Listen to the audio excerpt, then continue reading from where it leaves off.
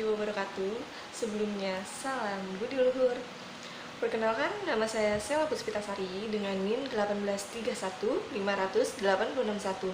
Saya dari Fakultas Ekonomi dan Bisnis Universitas Budi Luhur, Jakarta. Tujuan dari pembuatan video ini yaitu untuk memenuhi persyaratan ujian akhir semester dengan mata kuliah aspek hukum dalam bisnis yang dipimpin oleh Bapak Dr. Muhammad Mabrur Taufik, SAG, SE, MM. Untuk materi yang pertama, saya akan menjelaskan tentang pengertian bank, jenis, dan fungsinya untuk masyarakat. Masyarakat modern saat ini sepertinya tidak bisa terlepas ya dari peran pentingnya perbankan, di mana mulai dari penyimpanan, meminjam, hingga melakukan sebuah transaksi-transaksi keuangan. Nah, semuanya itu menggunakan jasa, seperti jasa bank sebagai perantara. Dan namun, pada nyatanya, banyak sekali orang yang belum sangat memahami apa itu bank secara harfiah, secara jenis, hingga fungsinya untuk masyarakat secara luas. Nah, untuk mengetahui secara lengkap terkait dari suatu bank itu, simak penjelasannya berikut ini. Bank secara harfiah itu berasal dari bahasa Italia, yakni banco, yang artinya itu bangku.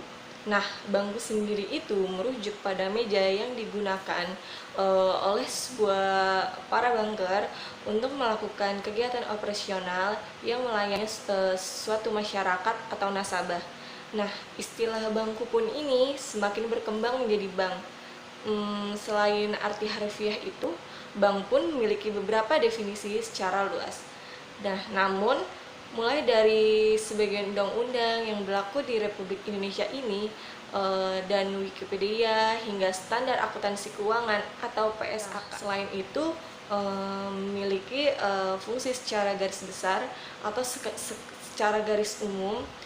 Bank juga memiliki fungsi secara spesifik, yaitu yang pertama ada agent of truth. Di sini tuh merujuk pada agent of truth yang artinya sebuah pembawaan kepercayaan, dan bank itu dinilai sebagai lembaga yang mengandalkan sebuah kepercayaan sebagai kunci dan dasar utama kegiatan suatu perbankan. Dan kepercayaan tersebut itu meliputi segala kegiatan operasional yang menyangkut sebuah kepentingan masyarakat, dan masyarakat itu tentunya selaku nasabah. Nah, untuk yang kedua, secara logika itu setiap masyarakat yang menitipkan sebagian dananya pada bank pun telah memiliki kepercayaan terhadap lembaga keuangan tersebut. Nah, di sisi lain itu dapat dikatakan sebuah kepercayaan tersebut itu berupa sebuah keyakinan masyarakat yang menitipkan suatu dananya itu pada bank yang dapat mengambil uang tersebut selama sewaktu-waktu itu tanpa adanya masalah, tanpa adanya ketakutan bank tersebut akan bangkrut dan lain sebagainya. Nah, sehingga nasabah itu dapat menarik dana kapanpun dan dimanapun. Untuk yang ketiga, begitupun untuk jenis layanan pinjaman yang diberikan oleh suatu bank kepada nasabah, dan juga itu didasarkan pada asas kepercayaan. Nah, di sini pun bank tak perlu takut atau khawatir apabila seorang debitur itu menyalahgunakan atau tidak mampu mengembalikan dana pinjaman yang diberikan oleh bank selaku kreditur.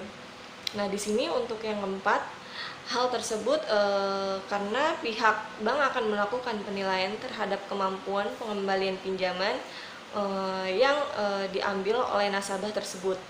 Nah, selain itu pihak bank itu pun percaya bahwa debitur itu memiliki niatan positif untuk mengembalikan dana yang dipinjam pada bank terkait.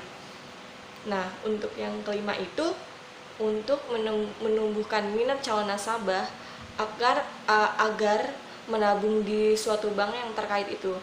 Beberapa bank pun menerapkan balas jasa pada nasabah. Nah, balas jasa tersebut itu berupa pemberian bunga, terus bagi hasil hadiah, pelayanan, dan lain sebagainya.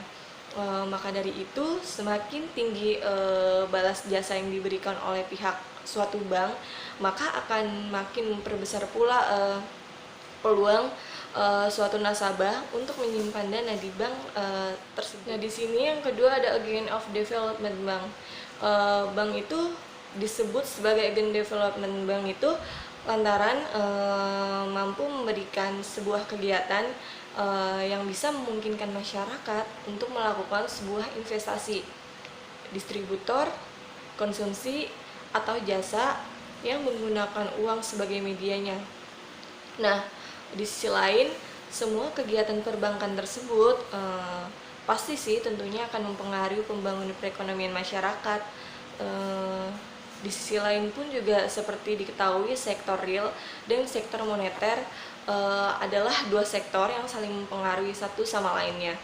Nah, di sisi lain juga jika salah satu sektor kurang baik, maka hal ini tuh akan mempengaruhi sisi lainnya. Nah, untuk yang ketiga itu ada agent of service, dimana seperti yang semua orang ketahui itu, bank pasti menawarkan berbagai jasa keuangan pada sebuah masyarakat, seperti jasa penyimpanan dana, jasa pemberian pinjaman, dan lain sebagainya. Nah, bank sendiri itu adalah penghimpun dana masyarakat yang ditunjukkan pula untuk masyarakat. Nah, di sisi lain itu sehingga jasa yang ditawarkan oleh suatu bank tersebut ini pun akan erat kaitannya dengan kegiatan perekonomian suatu masyarakat.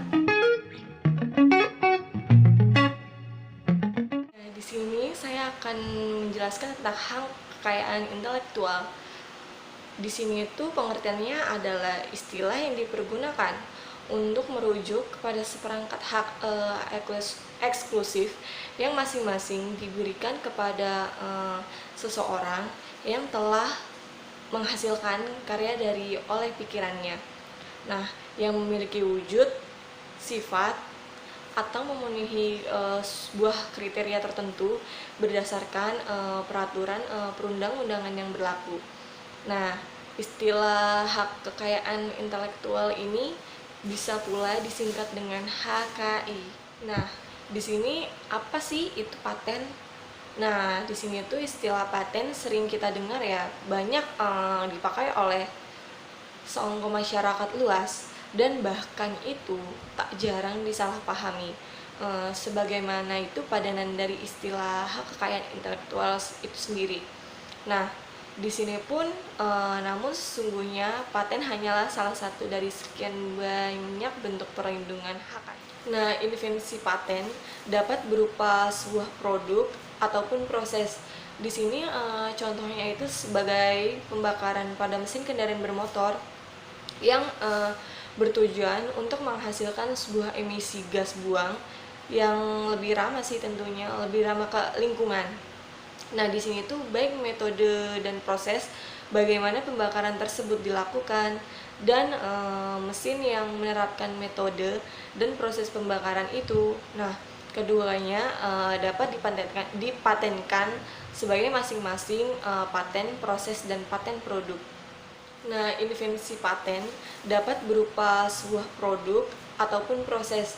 Di sini contohnya itu sebagai pembakaran pada mesin kendaraan bermotor yang bertujuan untuk menghasilkan sebuah emisi gas buang yang lebih ramah sih tentunya, lebih ramah ke lingkungan. Nah, di sini tuh baik metode dan proses bagaimana pembakaran tersebut dilakukan dan mesin yang menerapkan metode dan proses pembakaran itu. Nah, keduanya dapat dipatenkan sebagai masing-masing paten proses dan paten produk. Nah, di sini apa saja sih yang dapat dan tidak dapat dipatenkan? Nah, untuk bisa mendapatkan paten atau patentable, suatu invensi harus memenuhi sebuah persyaratan substantif. Nah, di sini itu yang pertama itu yang baru tentunya. Suatu invensi tidak boleh sudah diungkap atau dipublik dalam media manapun.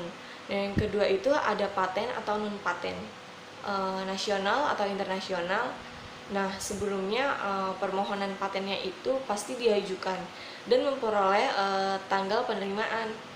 Jika suatu invensi itu diajukan permohonannya dan mendapatkan tanggal penerimaan, semisalnya tanggal 2 Januari 2014, maka publik itu tentang invensi tersebut tanggal 1 Januari 2014 akan menggagalkan invensi tersebut untuk mendapatkan sebuah paten karena tidak lagi baru.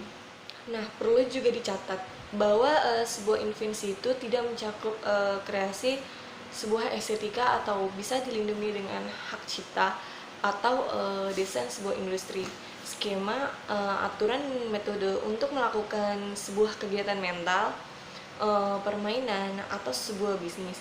Nah, aturan dan metode mengenai program komputer atau sebuah software dilindungi dengan hak cipta, dan presentasi mengenai suatu informasi. Nah, di sini itu apa itu merek? Nah, merek bisa jadi itu merupakan sebuah bentuk perlindungan HKI yang paling dekat dengan kehidupan kita sehari-hari sih tentunya. Jangan jauh-jauh, barang atau jasa apapun yang kita butuhkan itu lebih sering ya kita sebut dengan nama dagangannya ketimbang nama generiknya. Nah, sejak sebelum memulai aktivitas pagi hari, tentu saja akan sarapan sari roti ditemani secangkir Nescafe sambil membaca Kompas online di iPad. Nah, di sini itu baru pergi naik Innova menuju ke kantor. Sudah beberapa merek yang Anda sebutkan. Nah, di sini itu merek juga bisa dikenal dengan istilah brand yang diartikan sebagai penanda identitas dari sebuah produk barang atau jasa yang ada di dalam suatu perdagangan. Namun di sisi lain tidak hanya sebagai identitas semata, merek ini juga berperan penting sih dan sangat mewakili reputasi. Tidak hanya sebuah produknya sih menurut saya. Dan di sini juga namun juga penghasilan dari produk barang atau jasa yang dimaksud itu. Nah, tak heran jika branding menjadi bagian yang sangat penting dalam suatu pemasaran produk atau sebuah jasa. Di sini hak merek adalah bentuk perlindungan HKI yang memberikan sebuah hak eksklusif bagi pemilik merek terdaftar tentunya untuk menggunakan merek tersebut dalam perdagangan barang dan jasa tentunya. Nah, di sisi lain juga sesuai dengan kelas dan jenis barang atau jasa untuk mana mereka tersebut itu pasti terdaftar. Satu hal yang perlu dipahami adalah pendaftaran merek untuk memperoleh hak merek bukan berarti juga itu izin untuk menggunakan merek itu sendiri.